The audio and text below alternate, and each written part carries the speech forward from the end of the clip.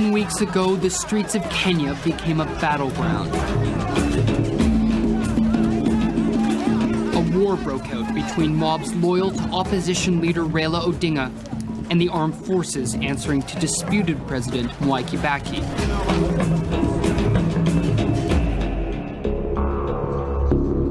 I think we're a bit naive as a government. We never thought that people within their own country could plan and execute the destruction and the killing of their own citizens. The trouble began soon after incumbent President Mwai Kibaki claimed victory in the election. I thank all of you for the trust you have bestowed upon me in renewing my mandate, which I accept with sincere gratitude and humility. Yet international monitors, including from the United States and the European Union, condemned the poll, saying there had been widespread vote tampering to tip the count in Kibaki's favor. The election was fair. Dr. Alfred Mutua is the spokesperson for Kenya's president. We as a government have very big misgivings with the opposition and also with the ECK, the Electoral Commission of Kenya, for the way they handled the announcement of the elections. We have no doubt that President Kibaki won these elections.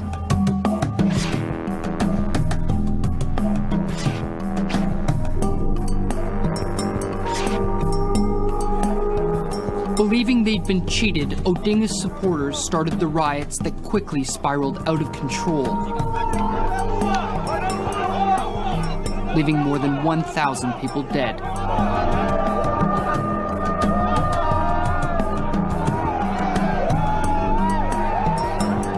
The slaughter ran along tribal lines. Ethnic Kalenjins and Luos fighting against President Mwai Kibaki's tribe, the Kikuyu. Sisi tunasema tukipata moja tukiwa na mapanga tutafanya vibaya. Sisi ni tools tu tunaongoja hapa. Tools only. Bunduki hizo, makifaru nini, grenade, tunataka tools.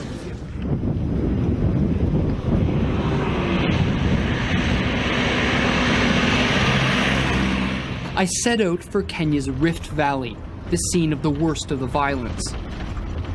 I want to understand what has turned people on each other who have lived together for decades. I can only find one driver willing to brave the roads. He's a Maasai, a tribe that hasn't taken part in the fighting.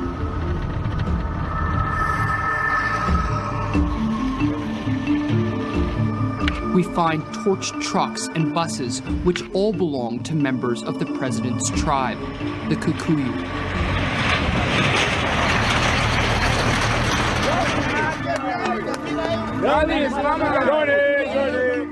The roads are being patrolled by politically aligned gangs. This one is called the Baghdad Boys, and they support opposition leader Raila Odinga.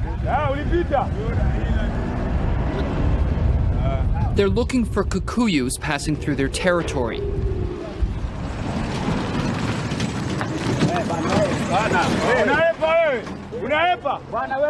Many Kikuyus have been killed at checkpoints like this one.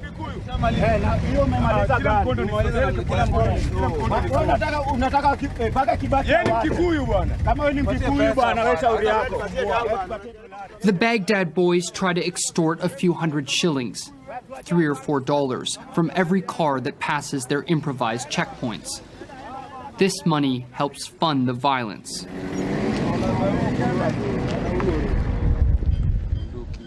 George Otieno proudly points out a large Kikuyu-owned hotel across the road that the boys have torched. Hata saa hii hakuna Mkikuyu amebaki, tumewafukuza wote mpaka nyumba zao zilichomwa. Hatutaki kuona mtu anaitwa Kikuyu. Hatutaki kuona mtu anaitwa Kikuyu. No Raila, no peace is their war cry, referring to opposition leader Raila Odinga. Situ kama Raila anaweza kuchukua hiyo seat yeye ni president. Hakuwezi kuwa na vita, hata Wakikuyu wanaweza rudi na wakaishi.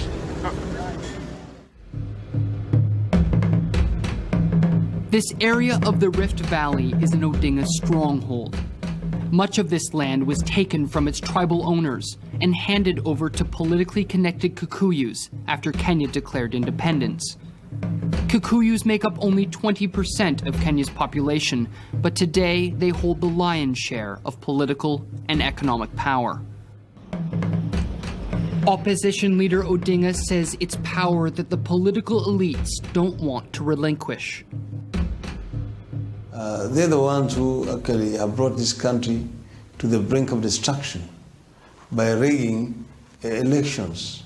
And they see that there's nothing wrong about that.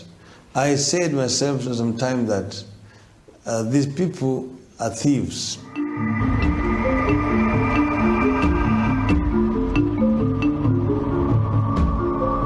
Further west in the town of Kisumu, there's more damage. Kikuyu businesses looted and burned.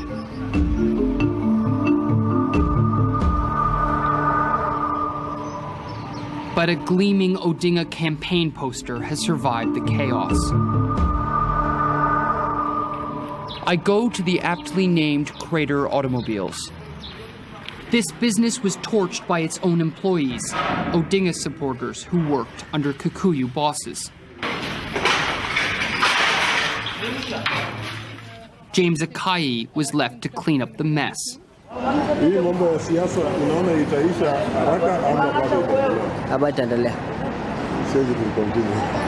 Why? Raila mpaka kuwe president. Without Raila peace.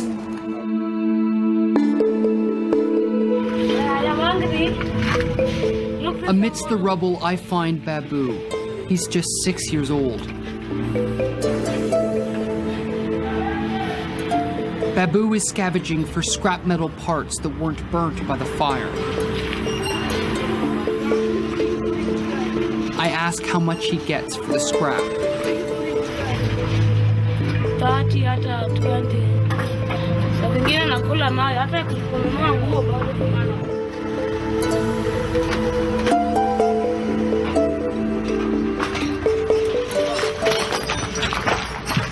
As I'm filming, the police arrive, and the kids vanish.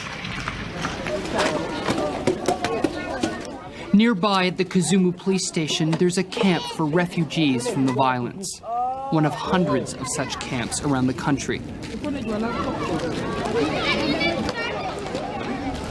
Here I meet Veronica Adiambo, a 22-year-old who's still in shock from what she saw. She hasn't offered a word to anyone until now.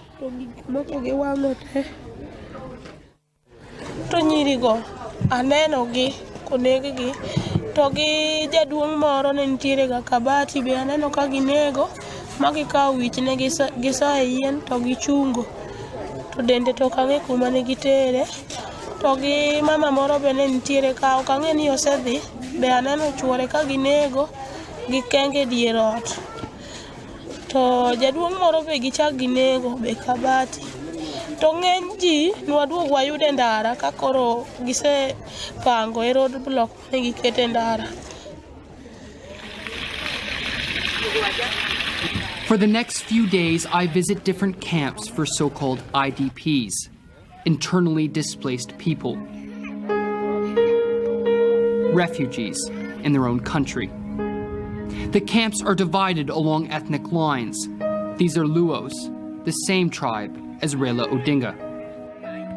Walinikuta tu kwa nyumba, wakasema ati Wajaluo waame, wataki hao Wajaluo. Sasa ndio wakanipiga, wakanivunja mkono, wakachoma viti yangu ya nyumba, kila kitu yote.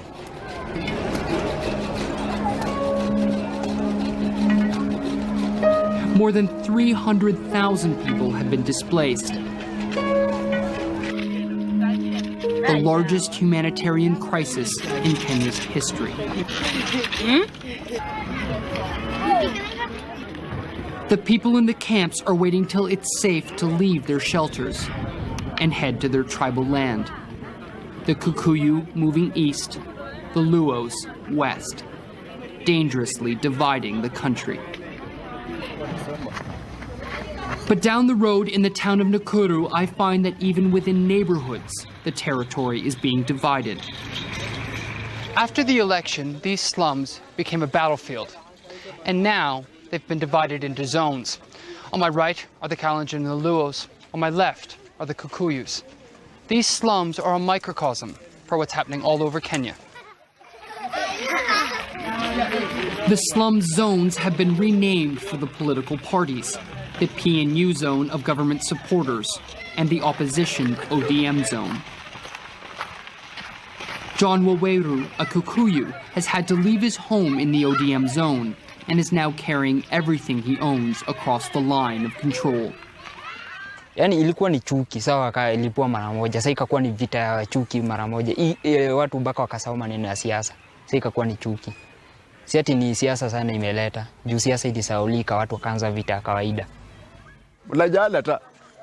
Across the main road in the ODM zone, Peter Miziku, a Luo, is just as disillusioned.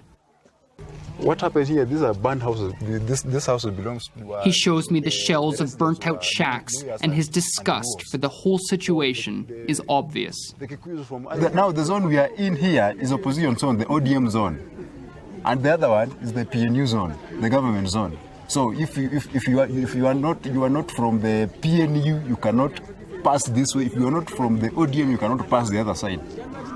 And is that recent? Yeah, it has just started recently, a week ago. And who decided that? I don't know who decided that, but we just saw people coming here with pangas, attacking the people here, cutting people, removing the heads and burning them. This is where I stay. This is my house. This is my bicycle. We always light a fire here in the. Peter can't sleep in his house for fear of being caught by arsonists. So he and his young family spend every night in the alley outside his door, ready to run away at a moment's notice. I've seen what I've never seen since I was born. Tribalism. So you had never seen tribalism until now? I've never seen since I was born. And now you see tribalism? Now I'm seeing it happen. Since the crisis began, Raila Odinga's party, the ODM, has always claimed that the violence was a spontaneous reaction to the rigged election. Violence was never premeditated. It was spontaneous, countrywide. People just took to the streets as a result of anger.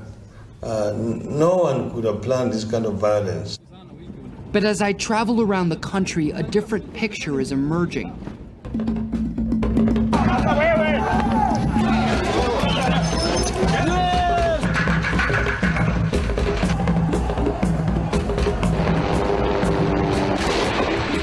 I'm told repeatedly that 5 minutes after the election result was declared, people looked out their windows and saw that the country was already alight.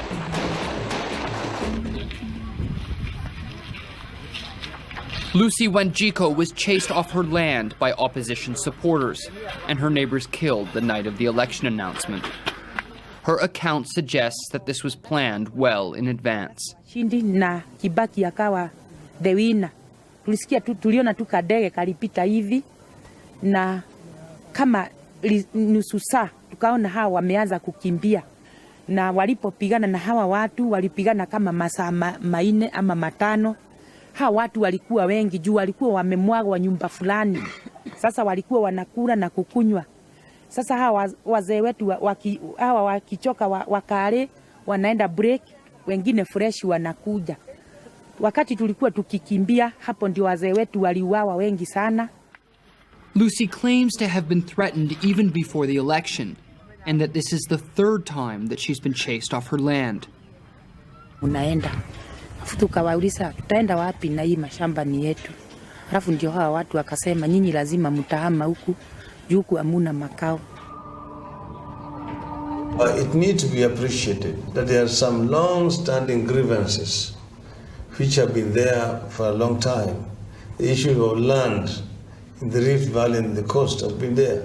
So you can say that the people took advantage of the election to also deal with other issues which have been outstanding for a long time. The New York-based Human Rights Watch doesn't buy that argument. It accuses Raila Odinga's ODM party of premeditated ethnic cleansing, a claim now echoed by the Kenyan government. The people who are going door to door killing others in this ethnic cleansing were organized youth, organized young people paid to do so, facilitated with vehicles and weapons to carry this out. Somebody made them do it or organized them to do it. And they went to do it in the name of the opposition party, the Orange Democratic Movement, led by Honorable Raila Odinga. Raila Odinga denies this outright and instead claims that his people were only defending themselves after President Kibaki's security forces started gunning down political protesters. The government instructed the security forces to shoot to kill people. So many people lost their lives as a result of that. To help sift through the accusations that both parties are hurling at each other, I travel back to the capital, Nairobi, to seek out Eric Kirethe, spokesperson for Kenya's police force. Your intelligence has suggested for some time that political leadership in Kenya has supported the violence that's been going on in the last month. Well, some leaders, certainly some leaders. And if you look at the pattern of violence, it is not very hard to pick them out. There are areas where the violence was spontaneous and evidently spontaneous. There are areas where it was planned and there was evidence of planning.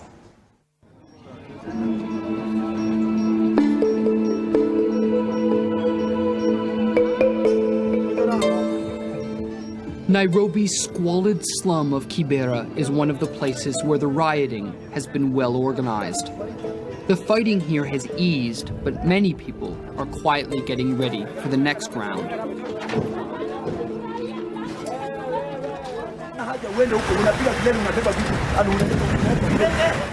This is Opete Opete, alias the General, seen here organizing protesters during the riots that burned large parts of Kibera to the ground. Na tukifanya demonstration, tuko tayari kwa kifo, tuko tayari kupigwa, tuko tayari hata kupigana. Inaona? Kwa ile role nayocheza pale, nacheza kama kiongozi. Nimeongoza watu wangu.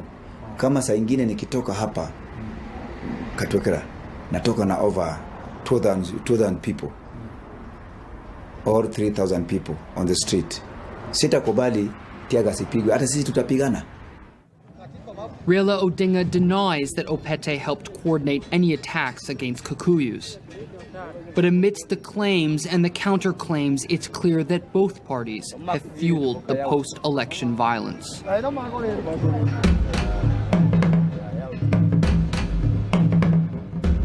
With the world watching, the two parties have entered into peace talks, mediated by former UN Secretary General Kofi Annan.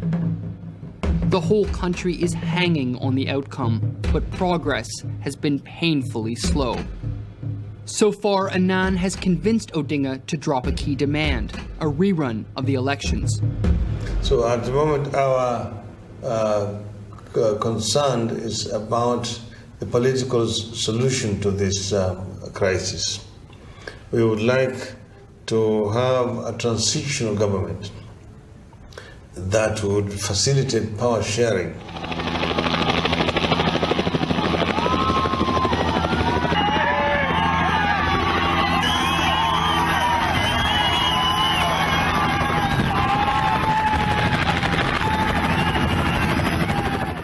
In the midst of the peace talks, Raila Odinga flies to the town of Kericho to pay his last respects to one of his party's politicians who was killed in the violence.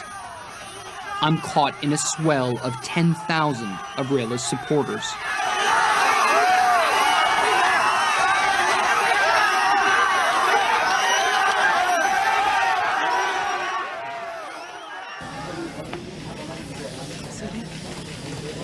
These people have come here not just to mourn, but also to listen.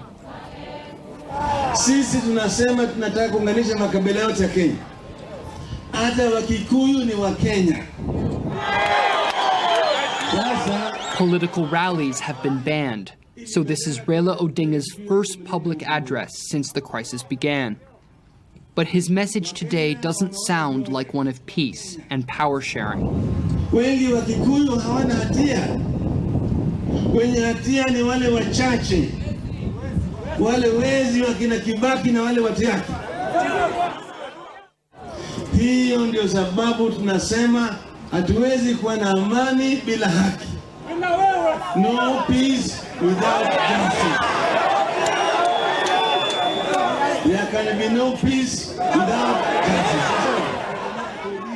It's not just the opposition that's sounding belligerent. The government can barely hide its hatred of the opposition. The ODM leaders planned and executed, pre-planned and executed ethnic cleansing. These are people who are just as worse as Milosevic. They're just as worse as Idi Amin. They're using the same techniques that were used by Hitler.